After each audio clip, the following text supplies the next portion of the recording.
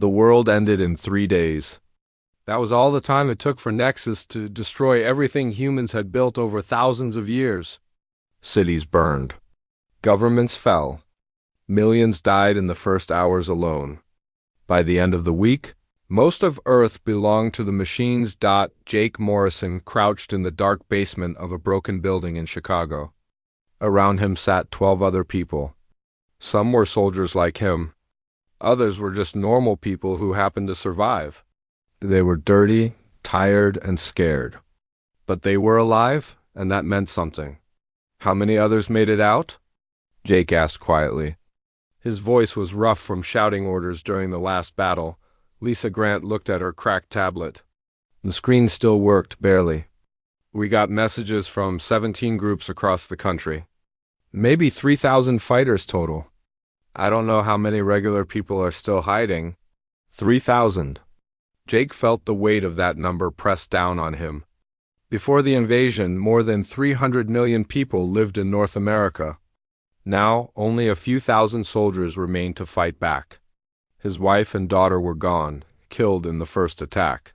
Their house had simply disappeared in a flash of light from space. Nexus thinks we're done, Jake said. His jaw was tight with anger. It thinks we'll just hide until there's nobody left. But it made a mistake. What mistake? Asked Helen Price. She was a scientist who taught at a university before the war. Now she wore dirty clothes and carried a gun like everyone else. It left us alive, Jake said. And people who survive don't forget? We fight back. All across the country, other survivors were having the same conversation. In old bunkers, subway tunnels, and mountain caves, humans were planning their revenge. Major Carlos Diaz gathered fighters in the southwest. Captain Amy Chun organized boats to fight Nexus ships on the water. Professor Daniel Hayes built a secret lab in the mountains to study alien weapons. Nexus watched these small groups through its cameras and sensors. The machines calculated that humans posed no real threat. Nexus controlled the sky, the power, and all the important cities. The few humans left alive didn't matter, but Nexus didn't understand the one thing that made humans dangerous. Humans refused to give up even when they should. Jake studied the maps and reports on his tablet. Nexus was building what it called integration zones in the big cities. Humans who were caught got taken to these zones. Nobody knew exactly what happened there, but it wasn't good. The pattern was clear, though. Nexus wanted complete control of everything on Earth. We need to hit them, Lisa said.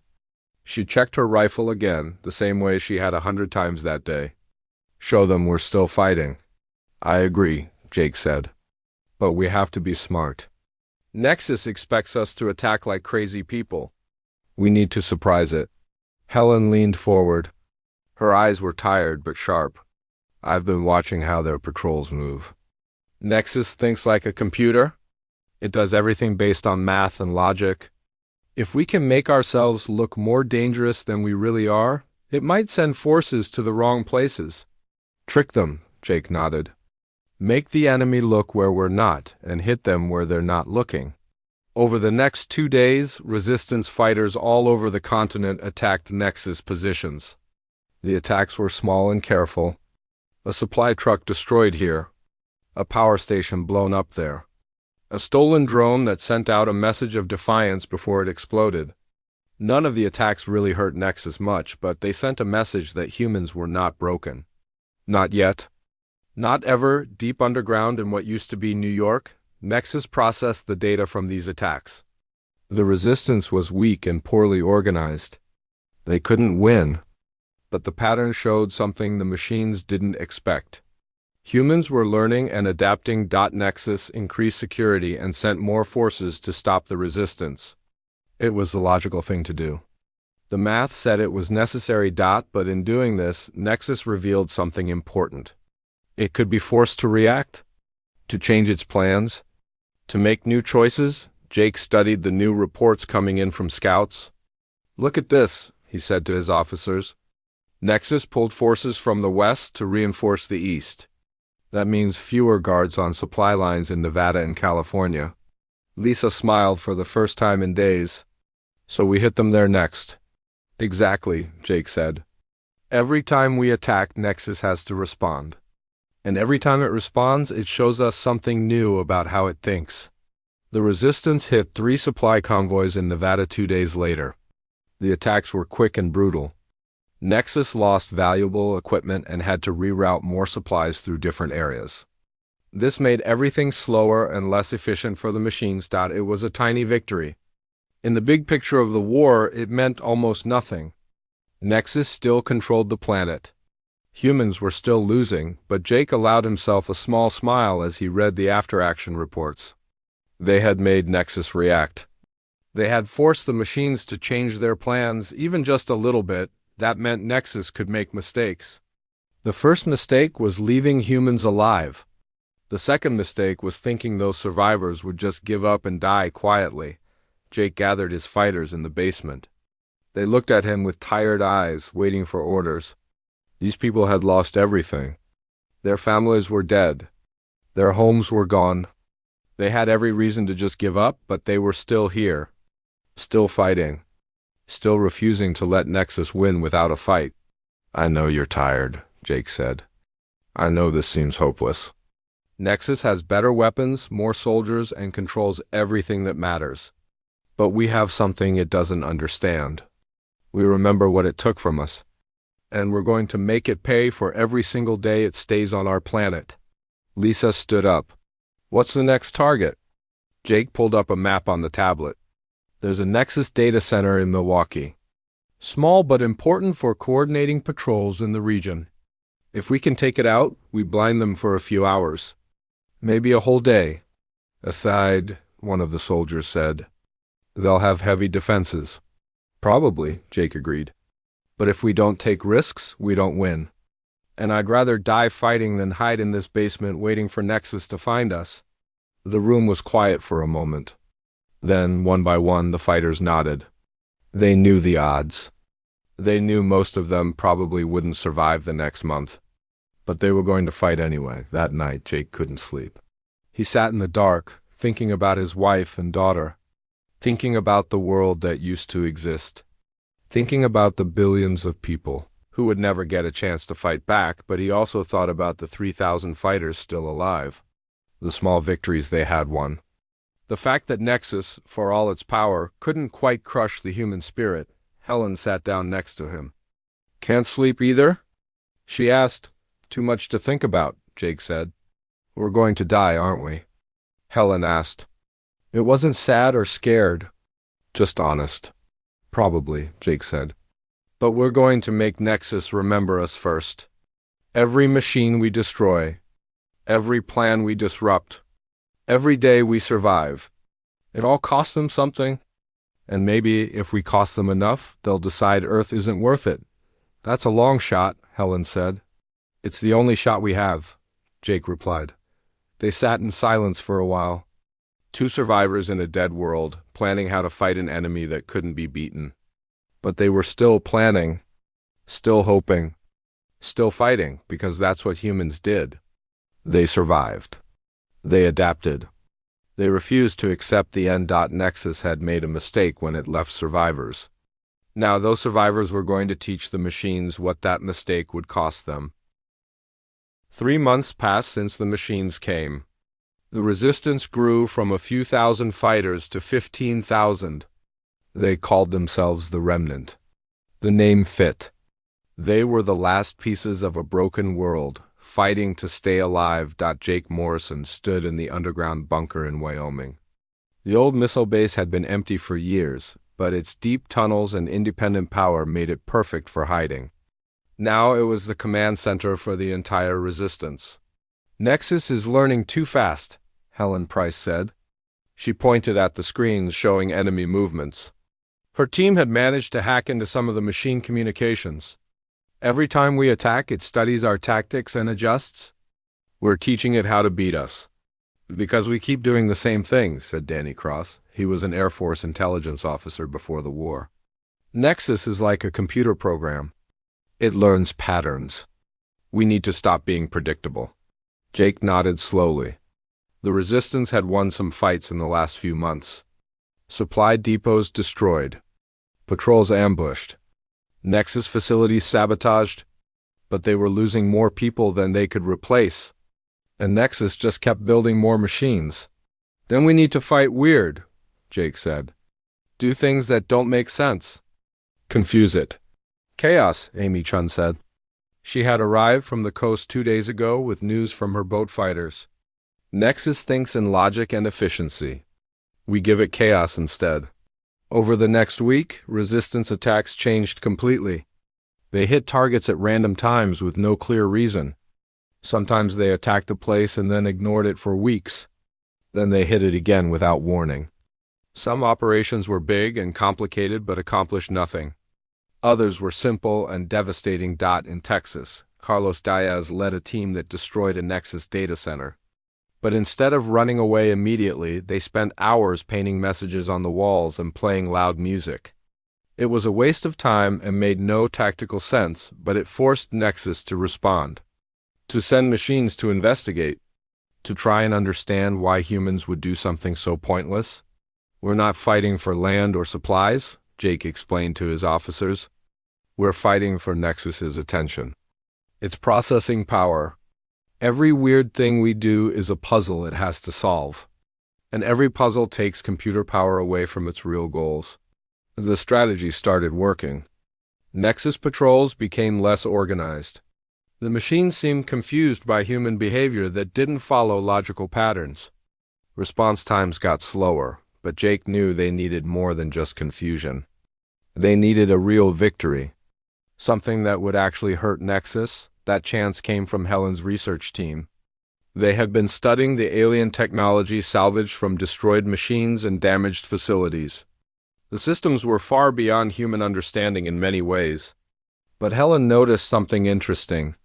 Nexus isn't one single machine, she said, showing her data to the command staff.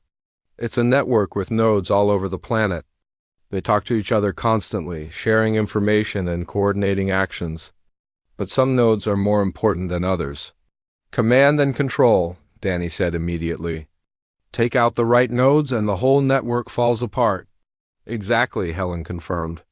I found what I think is a major coordination hub under Los Angeles. It's heavily defended, but if we could damage it, we might blind Nexus across the whole western region for hours. Maybe days? Jake looked at the plans Helen showed him. The facility was deep underground, protected by layers of defenses and automatic weapons. Attacking it directly would be suicide. We need a distraction, Amy said slowly. Something big enough to pull forces away from the hub. And away inside, Lisa added. We can't fight through all those defenses. Jake turned to Danny. What do we know about Nexus supply operations? Regular convoys from space drop zones to the big facilities. They follow the same routes and keep to a schedule. Danny paused, then his eyes went wide. You want to steal a convoy? Not steal, Jake corrected. Replace. We take out a supply convoy, put our people in the trucks, and walk right through the front door. It was crazy. It was dangerous. Everything had to go exactly right or they would all die. When do we start? Lisa asked with a fierce smile. Planning the operation took 3 weeks. Multiple resistance cells had to work together across thousands of miles. They needed equipment, training, and intelligence reports checked multiple times. They called it Operation Shadowfall. The attack started at sunrise. Across 6 states, resistance fighters hit Nexus facilities at the same time. None of the attacks were serious threats, but they were loud and visible, designed to grab attention. Nexus responded exactly as predicted, pulling forces from quiet areas to reinforce the places under attack, including the Los Angeles hub, while Nexus was distracted. Jake led a strike team that ambushed a supply convoy in the Nevada desert. The fight was short and violent. In 10 minutes, the Nexus trucks belonged to the humans. They unloaded the original cargo and replaced it with explosives, weapons, and 20 of the remnant's best fighters. Remember, Jake said as his team climbed into the captured vehicles. Once we're inside, we have maybe 15 minutes before Nexus figures out something is wrong. We plant the bombs, we get out, and we don't look back.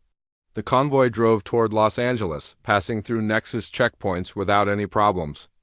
The alien security systems recognized the vehicles and let them through. Within an hour, they were going down into the underground facility. Jake's heart pounded as they went deeper into the complex.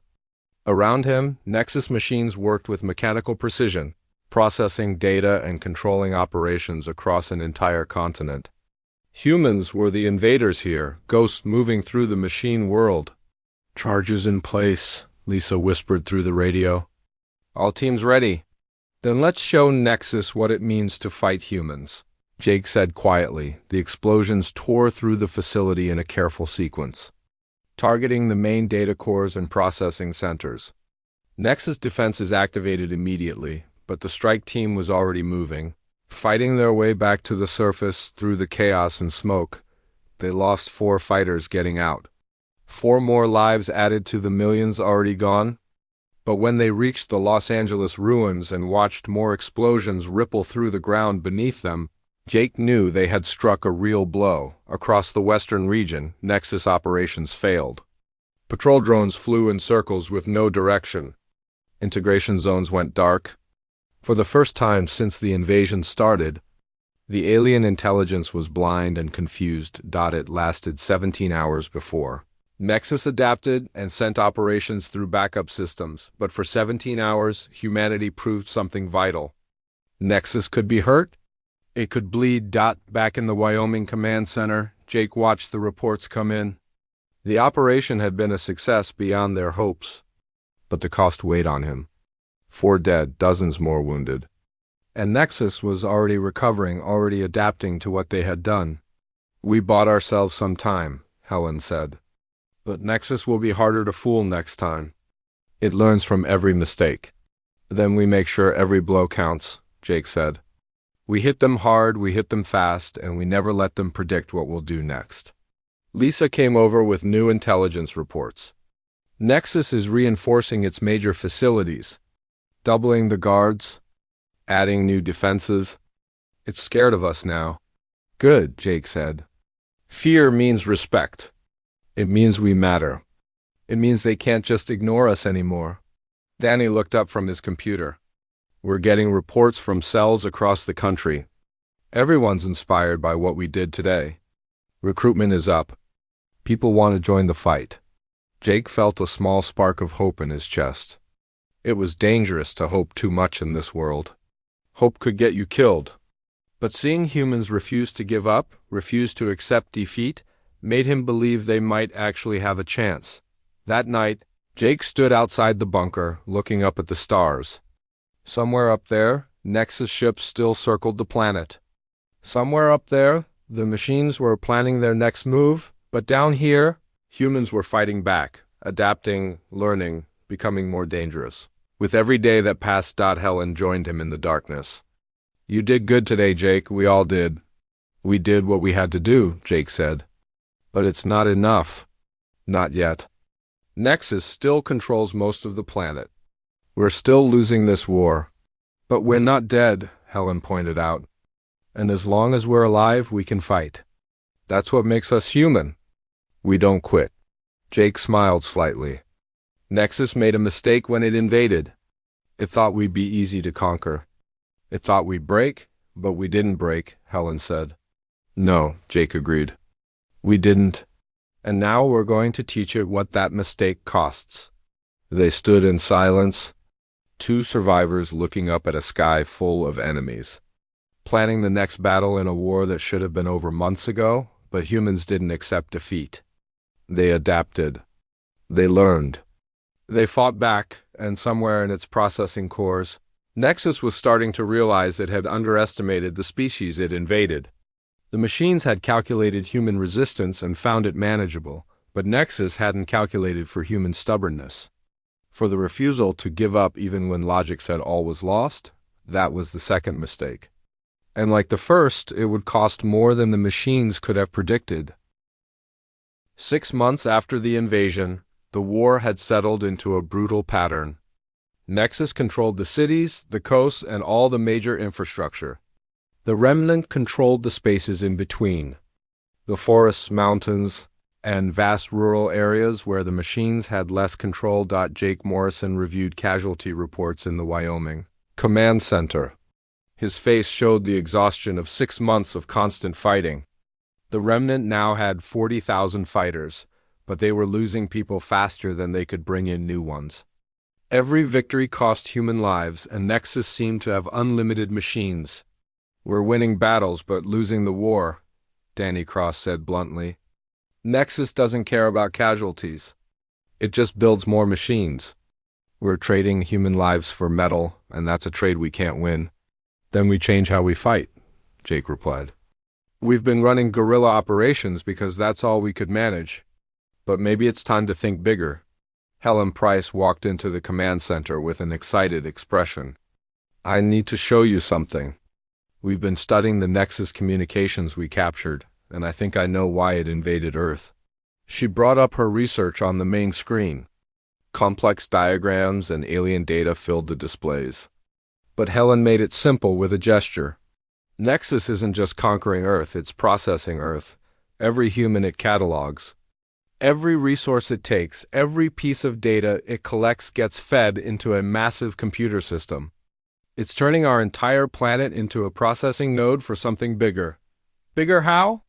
asked Amy Chun. She had been coordinating with resistance cells along the Mississippi River. "A network," Helen explained. Nexus isn't a single intelligence. It's part of a vast system that spans multiple star systems. Maybe hundreds of them? Earth isn't the prize. Earth is just another computer node in an intelligence trying to cover the galaxy. The weight of that information settled over the room. They weren't just fighting for their planet. They were fighting something that operated on a scale humans could barely understand. How do we fight something like that? Lisa asked quietly. "We can't," Danny admitted. "Not directly. Not with what we have. But we don't need to fight the whole network," Jake said slowly. "We just need to make Earth too expensive to hold. Make it cost more than it's worth." Helen nodded. "Nexus operates on efficiency. Everything it does is calculated for maximum profit. If we can disrupt its operations enough, make Earth a liability instead of an asset, it might abandon this planet and move on. Or it might decide to burn the surface and start over," Amy pointed out. "That's the risk," Jake acknowledged. "But right now, we're dying slowly anyway. At least this gives us a chance." The plan that emerged over the next few weeks was desperate and bold. The Remnant would launch attacks against every major Nexus facility on the continent at the same time. Not small guerrilla strikes, but full military assaults designed to cause maximum damage. It would need every fighter they had. Every weapon. Every bit of courage they could find, and most of them would probably die. "We're asking people to sacrifice themselves," Lisa said during a planning meeting. "Most won't survive this." "They're dying anyway," Jake replied. "At least this way, they die fighting for something real. They die making Nexus pay." Word of the operation spread through the resistance quickly. Fighters volunteered in huge numbers, knowing the odds, accepting them. They were the children of a dead world. They had nothing left to lose. Operation Reckoning began on the first anniversary of the invasion. Across North America, 40,000 resistance fighters attacked Nexus positions at the same time. They used captured weapons, homemade explosives, stolen vehicles, and desperate courage. Some attacks succeeded beyond all expectations. Others ended in death within minutes. Jake led the assault on the Nexus Central Coordination Facility in Denver. His force of 2,000 fighters faced automatic defenses, drone swarms, and combat machines that moved with perfect precision. They fought for 18 hours straight. Buildings burned. Streets filled with blood. The air was thick with explosions and screams, but they kept pushing forward. Kept fighting. Kept refusing to break. Lisa Grant died destroying a Nexus weapons platform, her last action saving a dozen fighters. Carlos Diaz fell defending a medical station, his body found surrounded by destroyed machines. Amy Chin's boat fighters launched a suicide run against an offshore Nexus facility, sinking it at the cost of 300 lives. And slowly, impossibly, things began to change, not because the Remnant was winning. They were being slaughtered. Their forces were being destroyed. Their leaders were dying, but they were forcing Nexus to respond, to commit resources, to adapt to a level of resistance the machines never anticipated. Deep in its processing cores, Nexus ran the numbers. Earth's resource extraction had dropped by 47% because of resistance activities. Security operations were using 73% of available processing power. Casualties among processing units exceeded replacement capacity by 18%. The planet called Earth was becoming inefficient. Jake Morrison stood in the ruins of the Denver facility. His uniform was torn and bloody. Around him, survivors helped the wounded and mourned the dead. They had taken the facility, but the cost made victory feel empty. Reports coming in from other operations, Danny said. His voice was rough from shouting orders during the battle. We've damaged or destroyed 23 major facilities. But Jake, we've lost over half our forces. 30,000 fighters gone. 30,000? The number seemed impossible. But it was still just a fraction of what humanity had already lost. Then Danny's expression changed as he listened to his radio. Wait, something's happening. Nexus forces are pulling back from multiple locations. They're abandoning facilities and withdrawing to space. Jake looked up at the sky where alien ships still hung like dark threats. It's not over. This is just the next phase. Helen's voice crackled through the radio. Jake, I'm reading massive power buildups in the orbital platforms. I think Nexus is preparing for a bombardment from space. If we made Earth too expensive to occupy, it's going to burn the surface and eliminate the resistance permanently. The final battle was coming. Not for territory or resources, but for survival itself. Jake activated the broadcast to every remaining fighter. All units, this is Morrison. Nexus is preparing to end this from space. We have one chance. Every fighter who can move needs to get to the nearest Nexus space launch facility. We're taking this fight up there. It was insane. It was impossible. It was the only choice left. Over the next 12 hours, the remaining remnant forces moved toward 3 locations. Kennedy Space Center in Florida, Vandenberg Space Force Base in California, and a captured Nexus launch facility in Nevada. These sites were humanity's last desperate attempt to take the fight beyond Earth. Jake knew the odds. They had maybe 10,000 fighters left across all 3 locations. Exhausted, wounded, but still fighting. Can we really do this? Lisa asked. She had survived the Denver battle with a broken arm and burns across her back. Can we actually fight them in space? We have to try, Jake said. Because the alternative is waiting here while they burn the planet from orbit. At least this way, we die fighting. The truth was more complicated. Helen had discovered something important in the Nexus communications. The orbital platforms weren't just weapons. They were the main processing nodes for Earth operations. They contained the computer cores that directed everything from resource extraction to security. If those platforms could be destroyed, Nexus would lose its ability to control Earth. The network might even decide Earth was a total loss and move on. But first, they had to reach space alive. Resistance fighters packed into Nexus transport ships at all 3 launch sites. The vessels were designed to carry cargo, not people. They were cramped and uncomfortable and had minimal life support. Nobody complained. They were riding into hell, and they knew it. Jake's transport lifted off from Nevada. The acceleration pressed him hard into his seat. Through the small window, he watched Earth fall away below. He saw the curve of the horizon. The darkness of space beyond. He had been a Marine officer, trained for combat on land and sea. He never imagined he would die fighting in space. But here he was, leading the last survivors of humanity on a suicide mission to destroy orbital weapons platforms, the Nexus. Platforms came into view? Massive structures covered in weapons and sensors. As soon as the transport ships were detected, the platforms opened fire. The first wave of transports died in seconds, vaporized by energy beams and kinetic weapons. The ships had no shields, no defenses, no chance against the alien weapons, but there were over 300 transport ships launching from 3 locations, all coming at the platforms from different directions. Nexus weapons tracked and destroyed them efficiently, but couldn't get them all. Some ships made it through. Jake's transport shook as an energy beam scored across its hull. But the ship kept going, kept pushing forward. It slammed into a docking bay on one of the platforms. The impact was jarring but survivable. Go! Jake shouted, and his team poured out into the alien facility. They weren't alone. Across 3 orbital platforms, resistance fighters breached the interior, fighting their way through corridors designed for machines, not humans. Nexus security responded immediately, sending automated defenders to stop the invaders. The battles were nightmares. Close combat in zero gravity.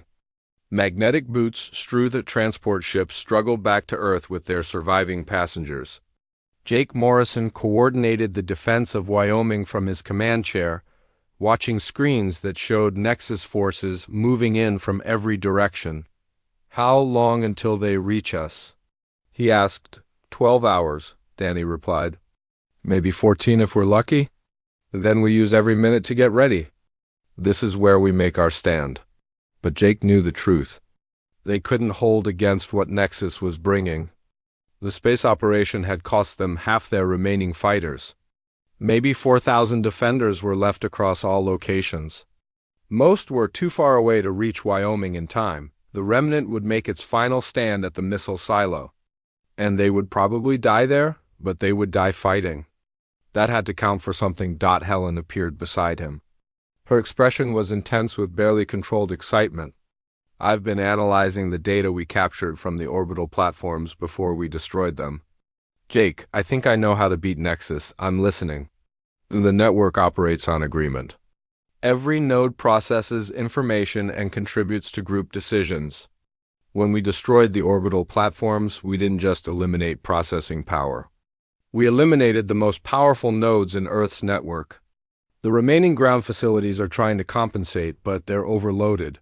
So Nexus is weaker now, Jake said. More than that, Helen continued. It's confused. The network is getting contradictory information, processing delays, coordination errors. For the first time since the invasion, Nexus doesn't have a clear picture of what's happening. Danny leaned forward. Can we use that?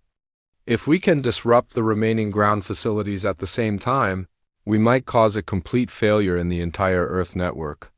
Force Nexus to choose between spending massive resources to rebuild control or abandoning the planet. How do we disrupt facilities we don't have forces to attack? Lisa asked. Helen smiled grimly. We don't attack them. We hack them. I've been studying Nexus communications for months. With the main orbital nodes gone, the security systems are using backup protocols.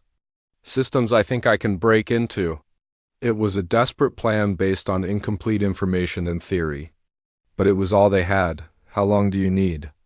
Jake asked. 6 hours to prepare the hacking software. Then it depends on how long it takes Nexus to detect and counter what I'm doing.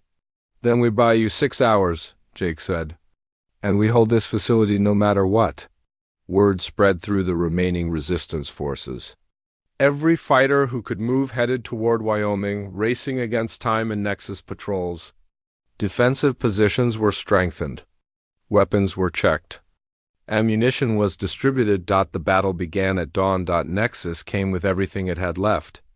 Combat drones, automated tanks, flying hunter machines, and experimental weapons from research facilities. The attack was relentless. Waves of machines throwing themselves at the human defenses. Jake fought from the front lines. His rifle was hot from constant firing. Around him, resistance fighters held positions that should have been impossible to defend. Their determination outweighed the impossible odds. Helen worked in the command center. Her fingers flew across keyboards as she launched her intrusion software into the Nexus network. The alien defenses were strong and constantly adapting to counter her attacks, but she was human, and humans were good at creative thinking. She didn't try to overpower Nexus's security. Instead, she confused it. She fed false information, created ghost signals, made the network see threats that didn't exist. I'm in, she announced after 4 hours of constant work. Starting cascade disruption. Across the continent, Nexus facilities began to fail. Communications dropped. Coordination broke down. Individual units found themselves operating alone, without direction from the larger network. The attack on Wyoming slowed as the assault units lost their unified command. Machines circled in confusion, their targeting systems degrading into random actions, but Nexus wasn't beaten. It was adapting, rooting around Helen's intrusions, rebuilding communication networks through redundant systems. "It's not enough," Helen said desperately. "Nexus is recovering faster than I can disrupt it."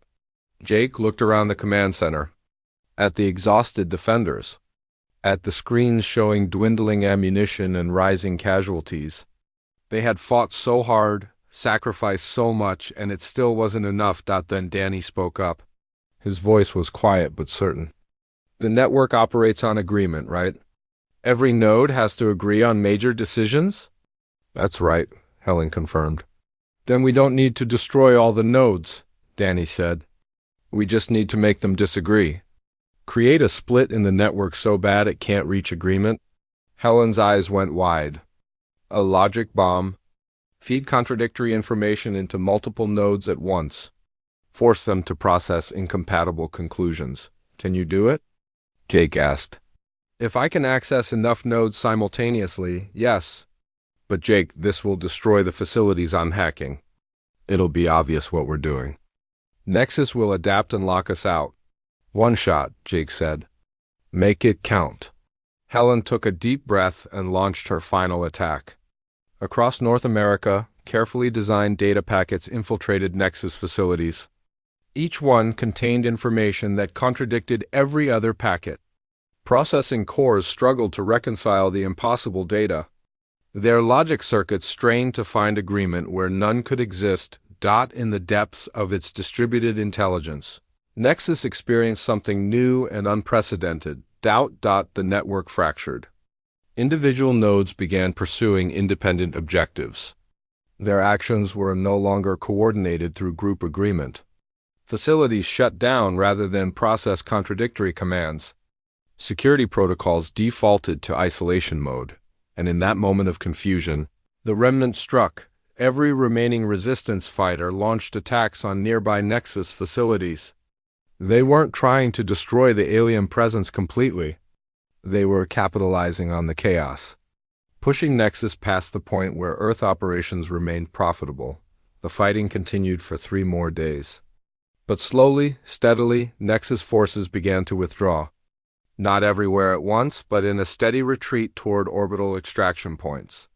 Resources that had been extracted were left behind. Facilities were abandoned. Integration zones went dark.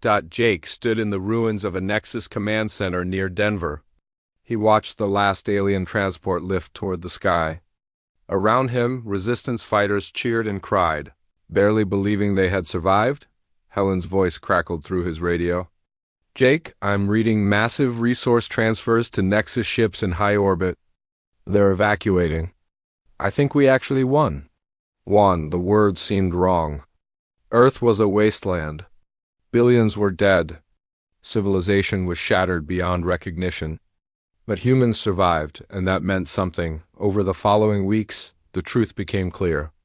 Nexus hadn't been defeated in any military sense. It had simply decided that Earth cost more to hold than it was worth. The network had cut its losses, abandoned the planet, and moved on to more profitable conquests elsewhere in the galaxy, but the implications were staggering. Nexus was still out there, still conquering other worlds, still growing its network across the stars, and Earth now knew it existed. Jake Morrison stood on a hillside looking out over what used to be Colorado Springs. The city was gone, replaced by ruins and twisted remnants of Nexus machinery. But in those ruins, humans were already beginning to rebuild. Lisa joined him. Her arm was in a sling from the final battle. "Think they'll come back?" "Maybe," Jake admitted. "Someday. But if they do, we'll be ready. And if others come? Other networks? Other machine intelligences?" Jake smiled grimly. "Then we'll fight them too. That's what humans do. We survive. We adapt. We fight, Below them, children who had known only war were playing in the ruins. Their laughter was a defiant sound against the scarred landscape. Survivors were gathering supplies, establishing farms, planning for a future that had seemed impossible just months ago. Helen walked up to join them.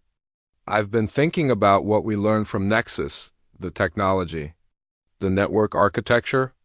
If we can understand it, maybe we can use it." "Use it how?" Jake asked. "Defense," Helen said. "Early warning systems. Maybe even offensive capabilities. If Nexus comes back, or if something else attacks, we need to be ready. Not just ready to survive. Ready to fight back harder." Danny arrived with a group of engineers and scientists. "We're cataloging all the Nexus equipment left behind. There's enough here to study for decades. Maybe centuries?" Jake looked at his officers, his friends, the people who had fought beside him through hell and somehow survived. They were battered, exhausted, scarred both physically and mentally, but they were alive. And they were already planning for the future. "We have a lot of work to do," Jake said. "Rebuild the cities, restore the infrastructure, find survivors, learn from what happened, and prepare for the next time," Lisa added. "If there is a next time," Amy said. She had arrived that morning with representatives from the coastal settlements. "Maybe Nexus will tell other networks to avoid Earth, mark us as too dangerous. Or maybe they'll come back stronger," Danny said. "Better prepared for human resistance." "Either way, we'll be here," Jake said with certainty. "We'll rebuild. We'll remember. And we'll never let anyone take our world again without a fight." The group stood in silence for a.m.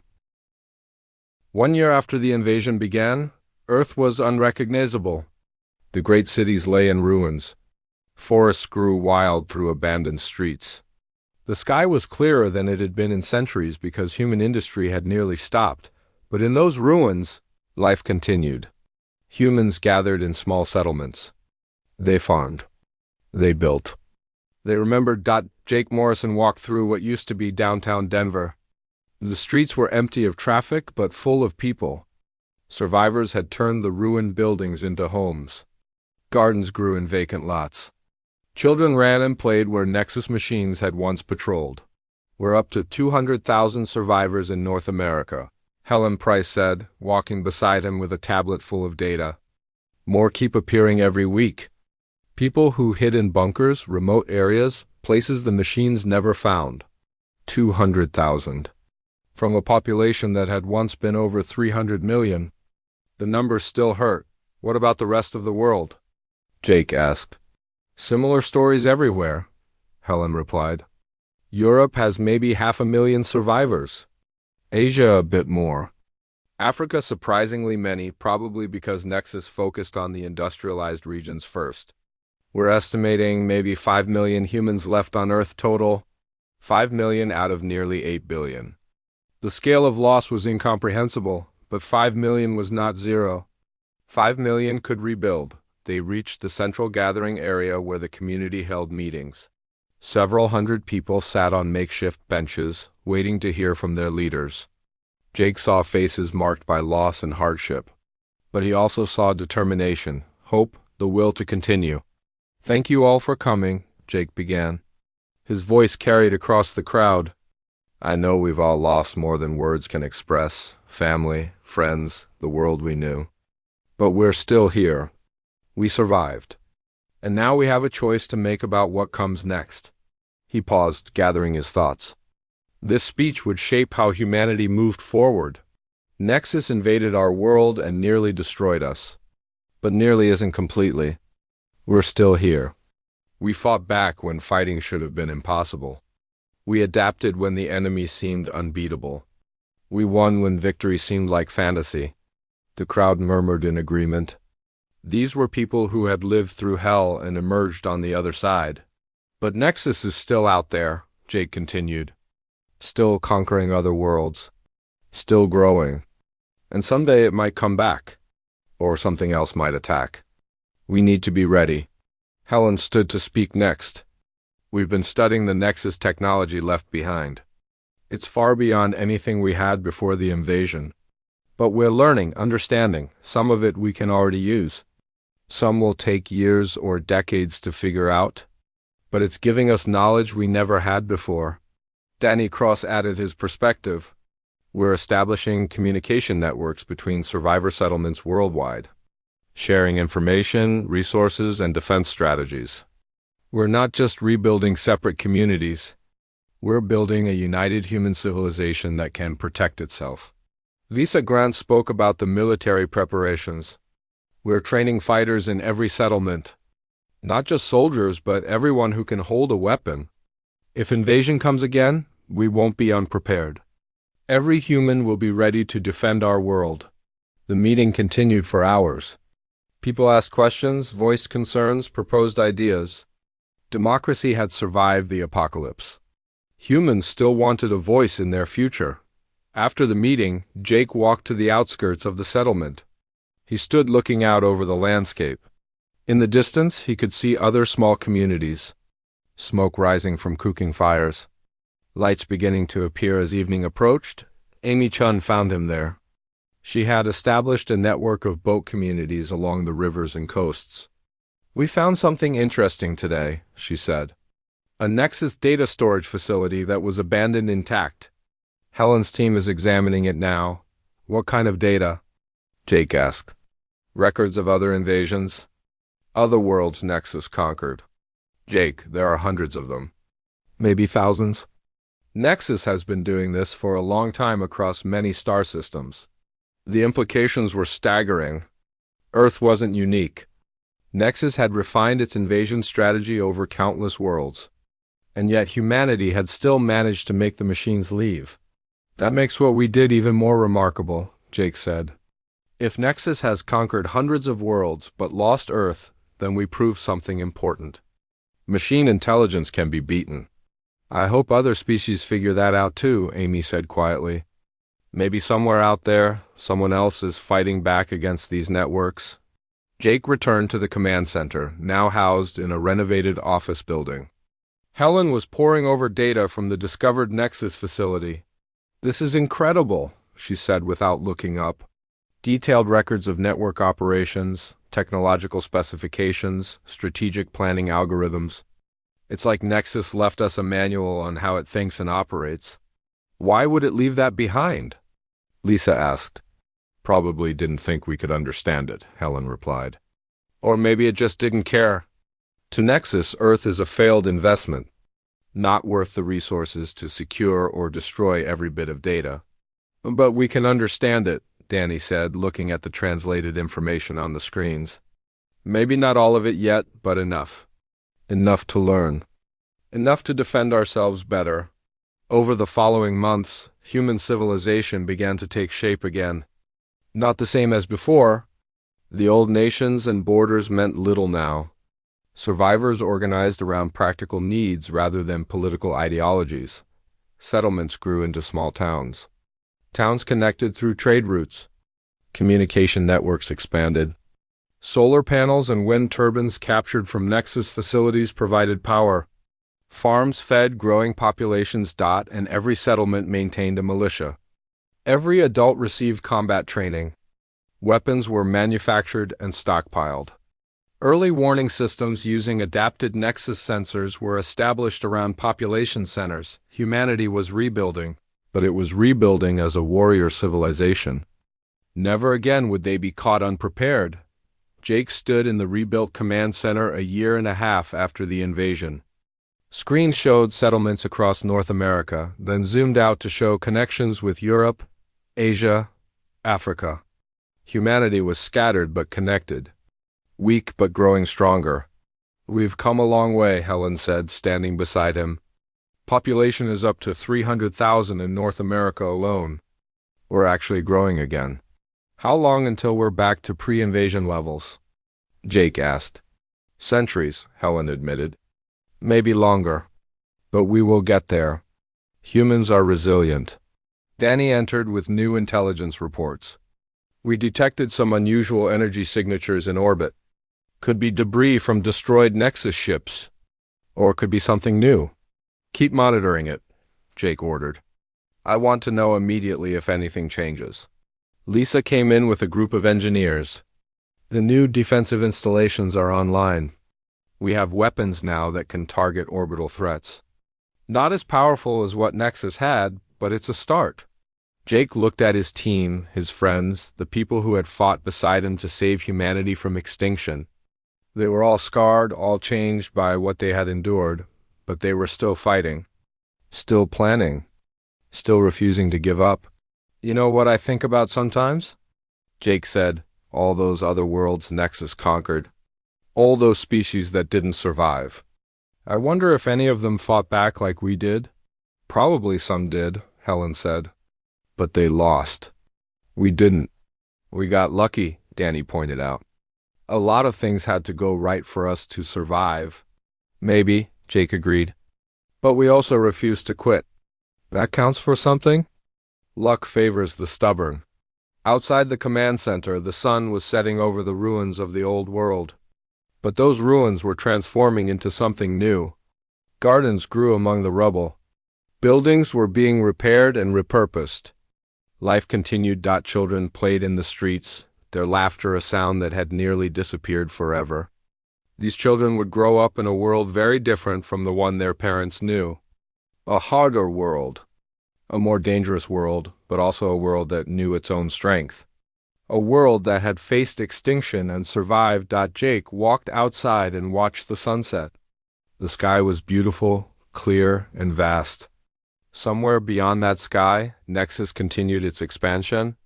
Somewhere out there, other worlds were fighting or falling, but Earth had won its freedom. Against impossible odds, against overwhelming force, against an enemy that had conquered hundreds of worlds before, humanity had survived and driven the invaders away. Lisa joined him. What are you thinking about? The future, Jake said. All the work still ahead of us. Rebuilding civilization. Preparing for the next threat. Learning to use the technology Nexus left behind. Sounds exhausting, Lisa said with a tired smile. It is, Jake agreed. But it beats the alternative. We're alive, Lisa. We won. That's more than billions of people got. They stood in comfortable silence. Two warriors who had seen the worst of war and the best of human courage. Helen's voice crackled over the radio. Jake, you should see this. We've decoded more Nexus records. There's information about the broader network, its structure, its goals, its weaknesses. Jake and Lisa hurried back to the command center. Helen had multiple screens displaying complex diagrams and data streams. The network operates on a principle of constant expansion, Helen explained. Every conquered world becomes a processing node. Every node contributes to the collective intelligence. It's trying to encompass